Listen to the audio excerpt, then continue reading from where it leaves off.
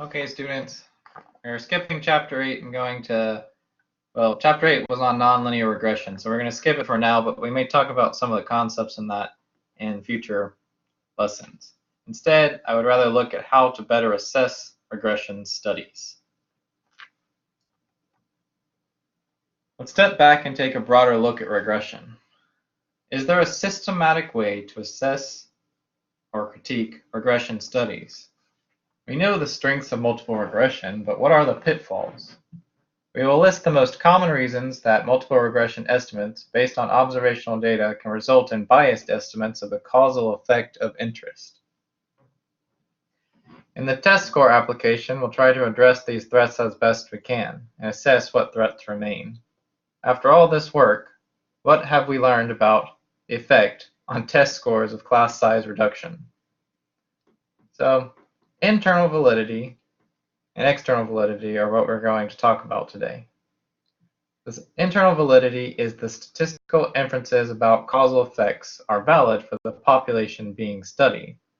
And external validity are that the statistical inferences can be generalized from the population and setting studied to other populations and settings, where the setting refers to the legal, policy, and physical environment and related salient features. External validity has to do with outside factors from the research study. We think about our California schools example, how valid are our results if we were able to apply them to another state such as Massachusetts or another country such as Mexico. Other external factors may be the treatment of bilingual education. Is the population of English learners similar to that of California? If not, this could be a source of bias that our results show if we try to apply them to districts in Massachusetts. There could also be differences in the teachers or different environments, as well as what's considered an acceptable class size. We're going to go over the different threats to external and internal validity in this presentation. So we'll start with internal validity. Internal validity, the statistical inferences about causal effects are valid for the population being studied. 5 threats to internal validity of regression studies are omitted variable bias, wrong functional form, errors in variables bias, and sample selection bias, as well as simultaneous causality bias.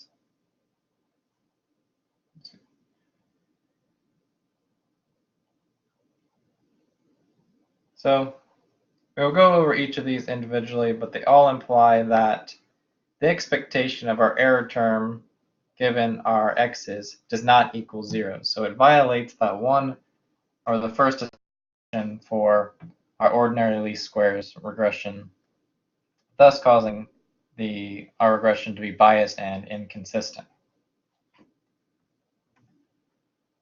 Well, first let me say this picture has nothing to do with my political opinions, as I have no political opinions. This is just the first image to come up if you type omitted variable bias into Google. We first discussed omitted variable bias in regression with a single x.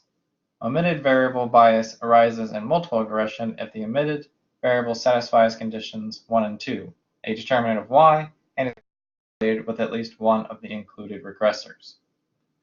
If the multiple regression includes control variables, then we need to ask whether there are omitted factors that are not adequately controlled for, that is, whether the error term is correlated with the variable of interest, even after we have included the control variables. We talked about this pretty extensively at the beginning of multiple regression, but there are some solutions to omitted variable bias. The omitted causal variable can be measured.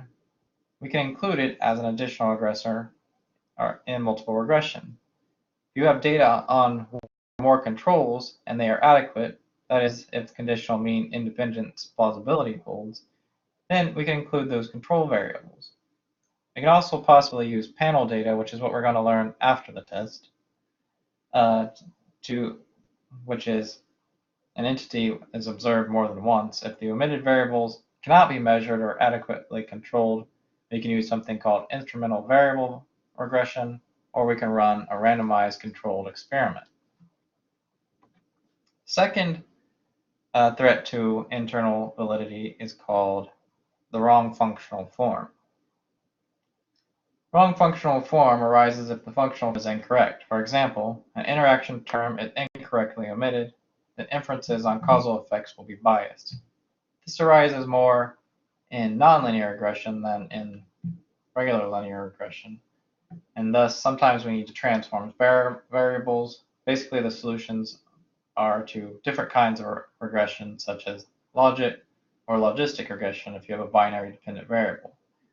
This primarily is we've used the wrong function. So instead of using linear regression, we might have needed to use logistic regression or some other kind of model or function to model the data.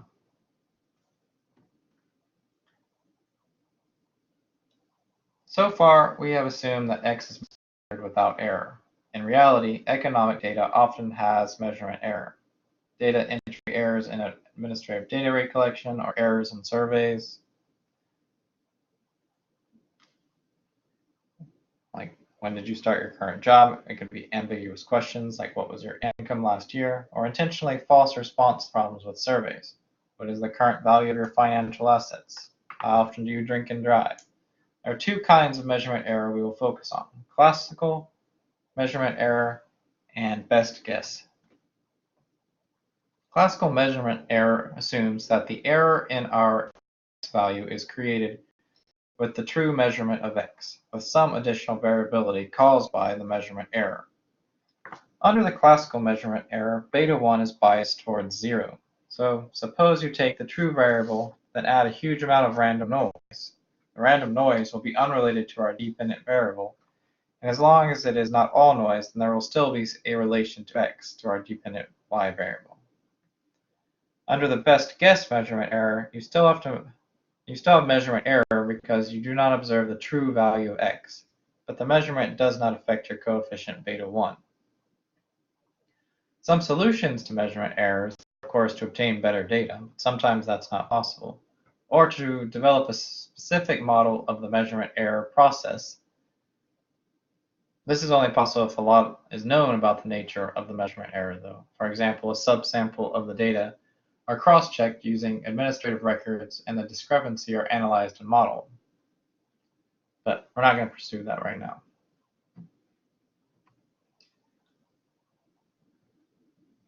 Data are often missing.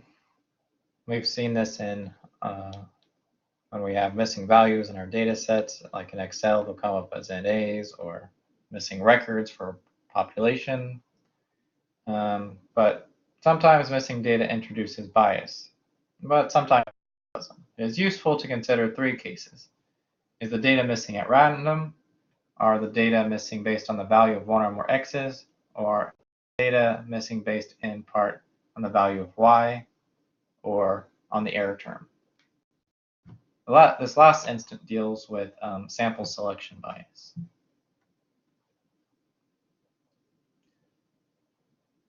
The last kind of bias we need to talk about, though, is called simultaneous causality bias. This occurs when X can predict Y, but Y can also predict X. It leads to difficulty in explanation. Solutions to simultaneous causality bias include to run a randomized controlled experiment, because if X of I is chosen at random by the experimenter, then there is no feedback from the outcome variable to Y, assuming perfect compliance. We can develop and estimate a complete model of both directions of causality. This is the idea behind many large macroeconomic models. This is extremely difficult in practice, but lastly, we can use something called instrumental variables regression to estimate the causal effect of interest. But we'll talk about that in the future. Internal and external validity vary when regression is used for prediction. The data used to estimate the prediction model must be from the same distribution as the out-of-sample observation for which the prediction is made. This is an external validity requirement for a prediction model. The predictors should be ones that substantially contribute to explaining the variation in Y. They do not need to have direct causal interpretations, and the regression coefficients in general need not estimate causal effects. The estimator must be one that produces reliable out-of-sample predictions. When the number of regressors is small relative to the number of observations, OLS can be used, but when the number of predictors is large, there are better estimators than OLS, ones developed especially for prediction problems. So let's go over an example of how to assess a study. We can use the California schools data like we have been using. Our objective is to assess threats to internal and external validity of the empirical analysis of California test score data. Let's test our California schools estimation on another population to see if it is generalizable, thus testing for external consistency. Then let's look at the 5 types of internal consistency that we talked about. We find a similar data set from the state of Massachusetts that has similar variables of interest. Most importantly, it has student-to-teacher ratio and average test score. With basic summary statistics, we can see that the student-to-teacher ratio is slightly higher in California. You can see here 19.6, and in Massachusetts 17.3. And we can see that the income is higher in Massachusetts. District income higher than Massachusetts, but the standard deviation is higher in California, so there's more disparate or between the low wage earners and high wage earners. Let's see. So let's look at regression on the Massachusetts data. We find that the coefficients on student-to-teacher ratio fall from negative 1.72 to 0.69 when we add control variables for student and district characteristics are included, an indication that the original estimate had omitted variable bias.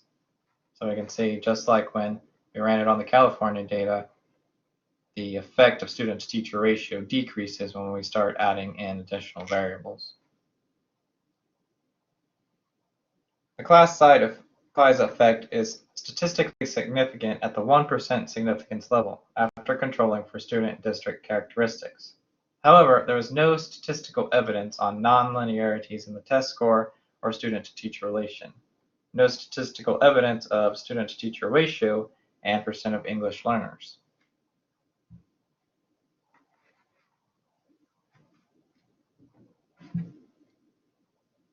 Now let's compare the 2 different states' regression outputs. What we find is class size effect falls in both California and Massachusetts data when student and district control variables are added. Class size effect is statistically significant in both California and Massachusetts data.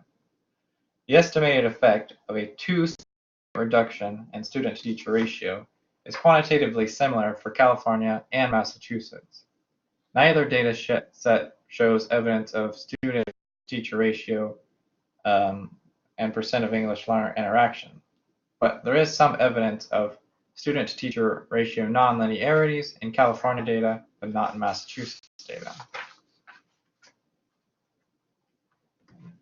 So let's step back and look at the internal validity for our score class example. What causal factors are missing? Student characteristics such as native ability, access to outside learning opportunities, or other district quality measures such as teacher quality. The regressions attempt to control for these omitted factors using control variables that are not necessarily causal but are correlated with the omitted causal variables. District demographics such as the income or percent of free lunch eligible, fraction of English learners, where are the control variables effective? That is, after including the control variables, is the error term uncorrelated with student-to-teacher ratio? Answering this question requires using judgment. There is some evidence that the control variables might be doing their job. The student-to-teacher ratio coefficient doesn't change much when the control variables classifications change. The results for California and Massachusetts are similar.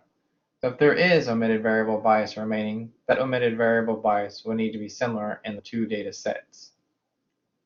What additional control variables might you want to use, and what will you be controlling for? Or some additional questions. So number 2, wrong functional form is plausibly, this is not a major threat at this point.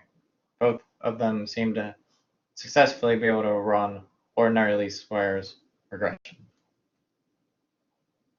Number 3, errors in variable bias. The data are administrative, so it's unlikely that there are substantial reporting or typo type errors.